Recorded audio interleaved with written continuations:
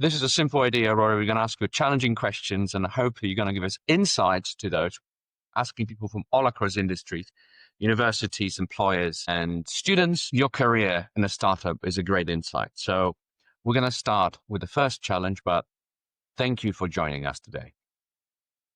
Great to be here. Right. So first question is on bridging theory with practice. And from your own perspective, do graduates come ready to apply what they've learned once they enter the fast-moving tech environment? Or is there still a noticeable gap? What's your take on it? I think that graduates are more ready than they realize. And I think they're more ready than they realize because there is often a disconnect between the experiences they have in academia and then the kind of skills that we're looking for and trying to hire for in the world of tech and startups and, those fast growth environments. The key ones that stand out to me that I see time and time again, which are like classic tropes that graduates fall into, is communication. So your experience at university is you have to try and stretch things out to hit a word count. You have to sound as intelligent and as intellectual as possible so that your essay sounds like it is academic, it is the length it needs to be. Those incentives are all wrong, in my opinion. The best way to communicate in this world is in the most simple terms possible. So what I always find with every graduate who joins our team, the first few emails they send, I'll never finish them because they're paragraphs. I don't think I've written a paragraph of anything since I left university. Actually, the skill we're looking for and the skills that graduates have in them because they communicate this way over WhatsApp with their friends or with their Uber driver when they're coming to pick them up and they just need to know where they are. How can you communicate in as few words as possible, in as simple language as possible? Because that's actually how, in the world that we operate in, you get messages across quickly and you get things done fast. So for graduates who are interviewing, for graduates who are reaching out to a lot of tech startups or tech companies, scale ups, and they want to try and get their attention, don't try and sound unnecessarily intellectual. Just communicate clearly, quickly, demonstrate that actually you're going to be an asset to them because you're going to help things move. So that's one. The other area of graduate hiring, at least from my perspective, or the area where I believe graduates are more ready than they are, is that we don't focus as much on education. That is a secondary priority for me when I'm looking at graduates who we want to hire. The main priority is attitude.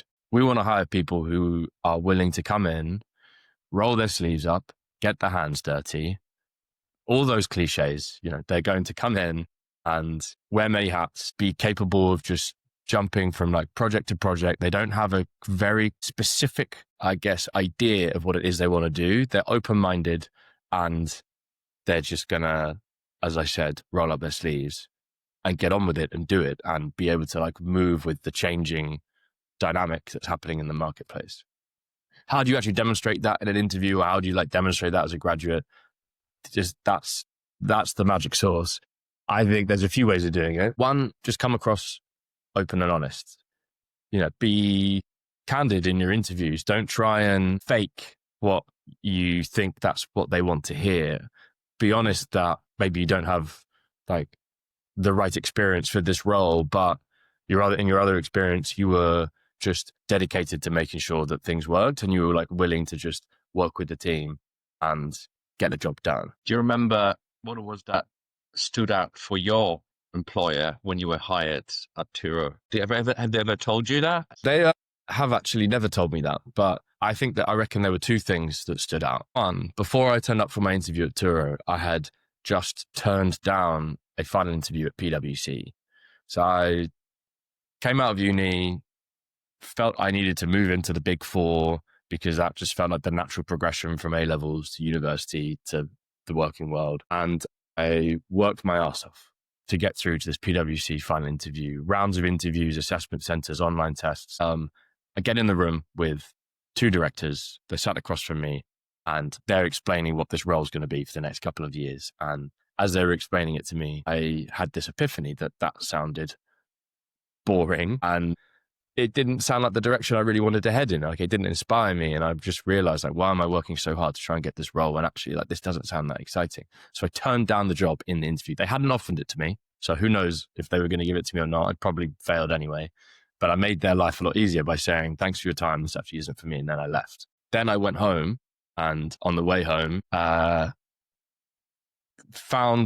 got frustrated with myself for making such a impulsive move, but I made it for a reason. And so what I did is I searched around for different types of jobs, for different types of careers, and startups was like the clear focus for me that would actually help to give me what I was looking for that the PwC role wasn't giving me. It was responsibility. It was the ability to just feel like you'd go in every day as a meaningful cog in a small machine, where if you weren't there and you weren't working, it would matter. And so that's what I was seeking. So when I eventually turned up at the Turo interview and I explained, actually, like, I had just turned down this interview at PwC, or this role at PwC, I think that spoke to I guess, like, the points I mentioned earlier around attitude. Like, that spoke to, like, oh, okay, this guy is a go-getter, or this guy is willing to make a difficult decision, or he's able to just actually, like, take a step back, look past the status quo, and make an informed decision. And I think that, like, independent thought, that or critical, like, autonomy is something that you would look for in a graduate, because I know if I gave someone a task, or if I was like, this is what you need to achieve, that they would explore different ways to get there. And they wouldn't just be a robot that has to follow step by step by step. They're going to go figure that out. And, like, the ability to demonstrate you can figure things out is, however you can get that across in an interview to an employer, I think a really powerful thing. I think for you, it would be risk taking. So something that, of course, is very much in the sort of the main bloodstream of any startup. And when you said about the fact that, you had a PwC interview and you chose it would stand out for me, at least, if I was to employ you. But, in a way, you've been there how many years now with Turo? How many? 9 years. 9 years. So you've interviewed tons of people, probably. And so this is our second challenge. This is a very crowded graduate market, probably more crowded than it was 9 years ago. So is there a particular story of a candidate that really stuck with you? I mean, you can remember a particular person you interviewed, any sort of a candidate you've had the last 9 years, anything that might be still with you, or they moved on elsewhere, to other pastures.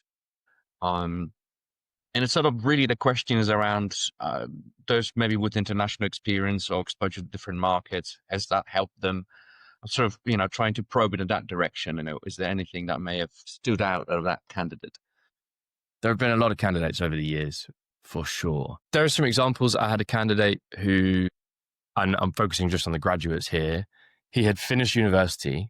He hadn't yet graduated, and he was at university in Edinburgh, and he came down on a train to London to have his interview. We put him in back-to-back interviews all day, and then he went back up to Edinburgh again to graduate like a week later. Like, he was just so hungry to get started, and he's still with us today. That was 7 years ago. So, we have invested in him a lot, because I think he demonstrated very early on there that he had, like, an appetite and a hunger to get things done. And he wasn't going to, I had never had any worries that he is getting complacent or lazy or wouldn't do his absolute best at something. So, that's a very specific example, but I think that if you can find ways of demonstrating to employer, you're willing to be flexible, you're willing to move fast, like if even in something as simple as just how you coordinate when the interview is going to be, or how you're going to, get in touch with them. I think another thing that always really stands out to me with candidates is, and I'll maybe regret this in the future as I get future hire for future roles, but don't just send in your CV and hope for the best. Like, send in your CV, jump on LinkedIn, find the hiring manager, find the management team at that company, and just drop them a quick message. Like, please don't send them an essay. They're not going to read it, but a couple sentences that, to hark back to the point I made at the top of the call, show you can communicate simply and you're capable of getting things done. You've got to demonstrate you can break out of what is the perceived process and the perceived status quo that academia is so good at, and show that you can actually just think outside the box, completely circumvent the box entirely to get to the outcome that you're trying to achieve. Now, it makes sense, because this is a quick follow-up, just to what you were saying about that particular candidate. But there's something interesting, specific skill set he had, learning about being quite, I would say aggressive, but I say quite assertive in being trying to be interviewed. Is that something you can think of, like, what's the balance between the soft skills, right? This is something that's been talked about in the last few years, especially post-COVID. Like, how do you weigh soft skills like adaptability, because that's important, communication, and maybe, like the technical know-hows that you're taught at university? How do you balance, how you weigh them? Generally with graduates, the expectation is like because they're not that experienced, we're not necessarily hiring them for their technical skills. Now that's going to vary based on roles. Like if we're hiring into an engineering role or a designer role, yes, those people do need specific technical skills, and that is going to be prioritized in the interview process, in the application process as we're looking at those candidates. But there are a huge amount of operational, sales, commercial roles. Actually, most of the roles at our company, I would say, aren't hired for specific technical abilities. We are looking for generalists who can demonstrate those soft skills, right? They're capable of collaborating within a team. They're capable of communicating clearly. They're capable of just rolling up the sleeves and getting things done. And they're capable of just completely shutting themselves a status quo and challenging, the prevailing thought. I also think about, you mentioned a moment ago, like how does this relate to international students who study abroad? Like I studied abroad for a year. I studied politics and international relations. So I have been through that mixer. Honestly, the thing that I believe benefited me the most in that whole experience was being picked up and dropped off in a completely different part of the world. And then the development of your social skills. Like, can you then build new relationships? Can you then build good relationships? Can you figure out a new environment? Can you learn from the way that people communicate? Like, are there other perspectives that you can learn? Like, the more perspectives you can gather, the better you're going to be able to fit and gel and collaborate within teams or groups, wherever you are. And obviously, at a fast-paced tech startup, we're full of teams. Like, there's pockets of these agile small teams, and the ones that work more often than not are because those people that are in those teams are able to collaborate so effectively together. They know how to communicate clearly with each other. They know how to give feedback and receive feedback. They know how to strengthen those bonds to help each other go the extra mile. That stands out to me. It's sort of trying to answer my next question, next challenge, which is, well, in a sense, you nearly work for the big four, right? But, many students do feel pressure. There's that, this is the career path we must choose, because this is, a university would tell you, once you do this, you're going to be a successful person. You work through the ranks of corporate world, and eventually down the line, through your loyalty and hard work, etc., you get into that position of comfort and you be successful. But, in real world skills, the universities need to emphasize those things we're just talking about, right? How to prepare students for roles. I suppose tech and marketing and innovations, these things, you can't be coming from political science background, and yet you can easily fit in the role you are now, managing director at Turo. So what do you learn? Is there anything universities could do more just to ease off that pressure from employability? Is there anything you think they might teach? I'm going to give you two answers here. One is going to be more technical based, and one is going to be a bit more soft skill based. I'll start with the technical one. Obviously, the environment over the last few years has changed rapidly with the advent of AI and the general democratization of all of those tools. Today, everyone can be a data analyst without having had to have done a data degree. It's not a given that you're capable of doing that, though. Like, there is some level of learning and development that has to happen to understand, like, which AI tool should you be using, and then how do you query that effectively to actually get data insights that you need. But what it means for small businesses, especially like tech companies, scale ups, like these innovative companies, we don't make decisions without data insights. And the speed at which we can make decisions has rapidly increased because we don't need to rely on an analyst to fit into a roadmap what decisions we need to be made. So I think something that would be incredibly valuable for graduates and for universities to share to help graduates to develop is the hard skills in AI. As a graduate, can you go into an interview with an employer and say, I've actually trained up or spent a lot of time learning how to leverage AI to query a data set, to make informed decisions in like a case study or like a safe environment where I'm giving those kind of examples. That would be very valuable because one, will they be skilled enough to be able to do it as effectively as we need them to? Probably not to begin with, but it demonstrates a willingness to learn. And it also demonstrates that they're high potential because if they're capable of understanding that at a surface level now, just a year within the role, they're going to be able to go on and develop and build on those skills, and we're going to be able to train them up and invest in them and understand that their AI literacy is starting from a good place. And not everyone is going to be that literate. So being able to demonstrate you've already got a basic understanding of how that works is going to be important. And that's not just on data analytics. That's also going to be, if we think about marketing, that's going to be content creation. Can you leverage tools to create imagery, copy, templates? Can you use it to help to refine or speed up processes when you implement campaigns? All these things are all going to come together, and AI is going to make things faster. Graduates need to be grounded in that.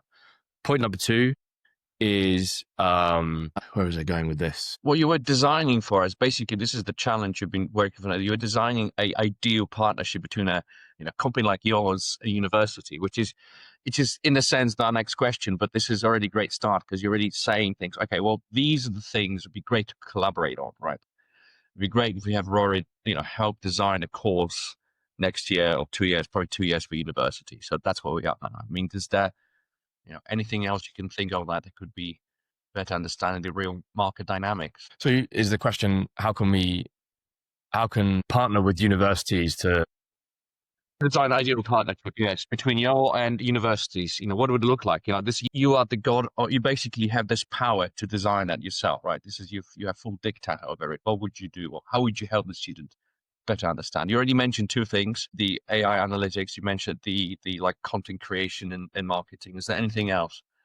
Yeah, I remember my second point now. There is something else. I think the communication piece still is it will always come back to this for me. I value good communicators so highly. And I think that's one of the reasons why I've been able to be successful in my role. Universities, this is a challenge to universities. Remove word counts.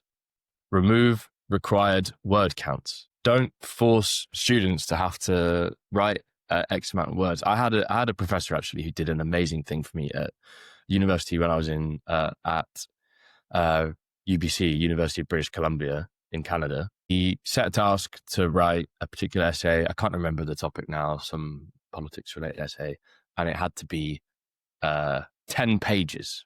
He set pages rather than words. I'm not really sure. He set the font size and he set the pages. So I had to write 10 pages. We had a week to write it, wrote the essay, brought it back in, and left it on his desk as we came in for the seminar. At the end of the seminar, he asked everyone to pick their essays back up and to return them a week later. They had to be 5 pages long.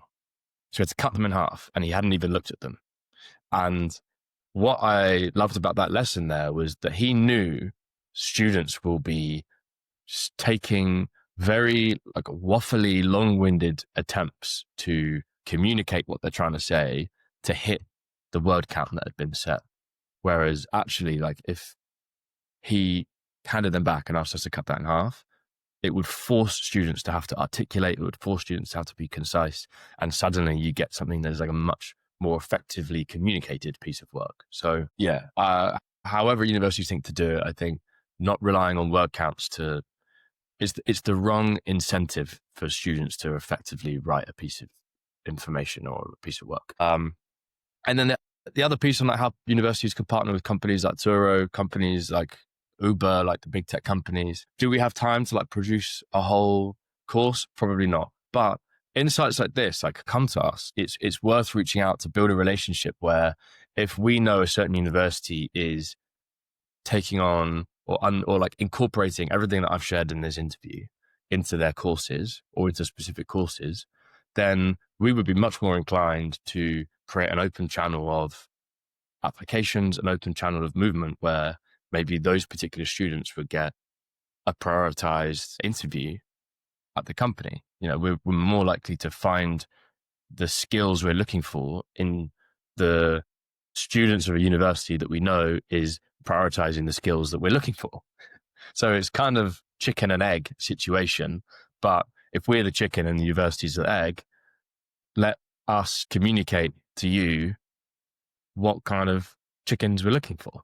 And then if we know that's going to happen and they're going to pop out of that egg, then that's going to make it much easier for us to find the people we want to hire and make it much easier for the universities to get those graduate roles they're looking for. No, this is great, because this is something that we try to start a conversation with, and both sides. We'd like to hear the both ends of the universities and employers, and the mistakes they're made, right, and academia and industry, and how to try to collaborate, because sometimes they might be just words apart. But this is a great insight. And brings me to another question, that our challenge, our fifth challenge, will be about evolving expectations. We're detached from post-COVID soft skills, that sort of thing. But the pandemic accelerated digital adaptation. Your company grew a lot during a pandemic because of the post-COVID revenge travel, this adaptation, new tech, remote work, new models of mobility. Have you noticed a shift in what young professionals value today, or how they approach work in tech compared to pre-pandemic expectations? Yeah, there's definitely been a shift. And I think the most noticeable shift is the office environment, the remote work, flexible working setups. Obviously, in COVID, everyone's working from home. After COVID, there's this shift to more flexible environments. We do 3 days in the office a week, 2 days. You can be flexible, you can come in, or you can work from home. I know a lot of companies moving to 5 days now. In my opinion, when it comes to graduates, they should be in the office 5 days a week. And I say that not because it's to be some kind of slave driver that's forcing things because they're abusing power. I say that because when I was a graduate, I was in the office 5 days a week. It was incredibly important to my development to be developing, one, soft skills with other members of the team, both peers as well as leadership. And two, you learn so much through osmosis without realizing. You learn so much by being around the more experienced members of the team that you can then apply that to your own role, and you suddenly become a lot more visible with the leadership and the more experienced members of the team around you. You're learning a lot more. And if you're lucky, you might get pulled into a meeting or two that you were never supposed to be in. And it was those experiences where I was pulled into meetings where I was just fortunate enough that I'd built a good relationship with my director or a VP at the time, and they saw it as a good opportunity for me to just sit as a fly on the wall and be part of a meeting. That matters. And I will never forget when I was pulled into one of those meetings that our CEO was in, and he had flown over from San Francisco to London. And during the meeting, he turned to me and said, "What do you think?" I was maybe 2 months into my role as a graduate at the company. And did I give him any tangible, helpful feedback? I'm not sure, but it stuck with me so much that I would never have had the opportunity to be in that room with him and be trusted with the idea of even giving my opinion if I was just sat at home working remotely. And I think there is a real loss for graduates today when they work from home remotely all of the time, because they're missing out on all of those small opportunities that you can't build into a Google Calendar. You can't build over Zoom. That is a big change post-COVID. And that is something that I think graduates should really, really think about. As an employer, I love the idea of actually enforcing an experience threshold before you can then work from home. Like if you've got less than 5 years experience, you have to be in the office 5 days a week, because I think it just accelerates your experience gathering. And I don't know if you necessarily need to just be sat at home, working in isolation at that age. It's going to vary by role, but generally speaking, that would be my advice. If I was to go back and start again, that's exactly how I would do it. But in a sense, you have changed how you lead and build your teams because of the last, what's happened the last 5 years, right? You've changed people, your teams, because it's now flexible, but you impose, of course, a certain threshold on your young graduates joining the workforce at the same time. So Has it changed how you build teams in a way, the COVID thing, or you still use the same means to build them? It's just you have a different approach because we do work more remotely now. It changed the way we built the teams during COVID and soon afterwards, because we were happy to hire people that weren't based in London, for example, or in the city where we operate. We were happy to hire from random parts of the country, random parts around Europe, because as everyone was working remotely, it didn't really matter whether they were able to be there physically in person or be there remote. Now that we're shifting to a more controlled, like office-based environment where everyone is required to be in 3 days a week, and I know a lot of companies similar to us who are in 5 days a week, the hiring mentality there is going to be looking for people who are who are able to commute into the office on the days that's needed, because I think there's a huge amount. I think what COVID taught us is actually there's a huge amount of value in the physical connections, like the face-to-face connections, and the culture building of being in an office together when you're a small team driving towards very specific objectives. So we're sort of wrapping up now. And my last question is, we already touched on a lot of these things, but I'm going to go back because you already had experience with study abroad. And of course, we, as Inside London, have our international exposure, international students, many of whom you've met when we brought them over to Turo's offices. But from your employer's perspective, what is the real return on investment for international study or cross-border experience? How does the global mindset show up in someone's role at a tech marketplace like Turo?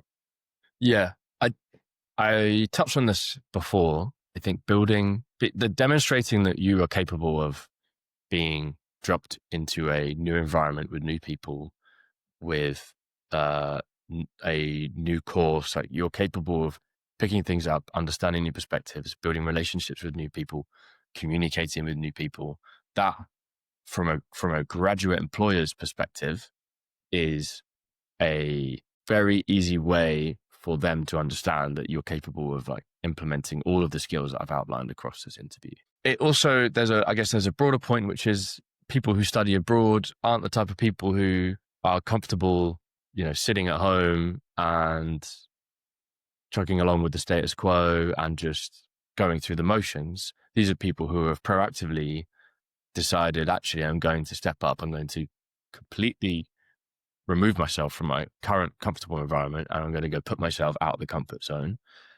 That is a great way of demonstrating to an employer, like, if you hire me and drop me into your company, which is out of my comfort zone, because it would be, because as a graduate, you don't know what that experience is going to be like. It de-risks the question of are they or aren't they going to thrive in a completely new environment. Whereas if you look at some graduates who, they went on to university near where they grew up, and then they stayed there the whole time, and then they went back there. Like, the question is, well, of the few things we have to draw on about this candidate, are they going to put themselves out there? Are they going to like go above and beyond to get things done? And are they going to be comfortable out of their environment? And as a graduate, because there is less for an employer to go on, I think actually the concept of studying abroad and showing that you're the type of person who is proactive enough to go and do that is a very valuable thing. That's great. That's a great insight. Thank you very much. Because our final question is really touching on things already discussed, the collaboration between academia, tech, mistakes that are made, things already mentioned when we were telling you perhaps how to design the collaboration between tech innovation and universities, things that their students may be taught at university. So in that context, do you have a question for our next guest? Our next guest, a person X, we know who they are, yeah? They'll be from university. They're shaping the future of education. So do you have a question? So they're from a university. So my question to them will be, can you live without setting a word count? And how short does an essay have to be to still communicate the messages that you're looking for? That's great. That's great. We're definitely going to ask that one. Thank you very much, Brimmer. This was Inside London Podcast, the Knowledge Exchange. A huge thank you to Rory again for sharing his insights. If you enjoyed this conversation, follow us on our favorite podcast platform. We'll be on YouTube, LinkedIn, and our website. And again, my name is Maciek. I'm your host, and thank you for listening. We'll see you next time. Thank you, Rory. Thanks, Maciek.